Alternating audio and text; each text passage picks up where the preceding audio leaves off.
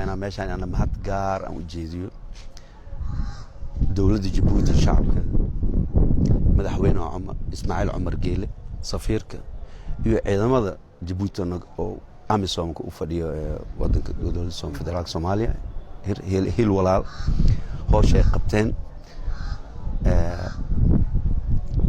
waaniga guddoon markuu wareysan ma markasta dawladda Djibouti way garab taaganta shacabka Soomaaliyeed taasna walaaltinimadii iyo asxaabnimada waxa dareemaysaa markuu dhib jiro marka ninka walaalka rasmi ah markuu garab taagan markuu dhib jiro dawladda Djibouti markasta ay shacabka Soomaaliyeed garab taageen hadduu ahaan ciidanka AMISOM reer Djibouti hil walaal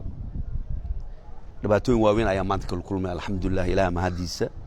ee ku guuleysteen inay kumanaan qoys inay badbaadiyaan markuu fatahaadda ugu soo wajahanaa magaalada Beledweyne taasna amaan gaar ah leenahay markaas waan soo duceyneynaa khayr Allahna siiyo hadiidina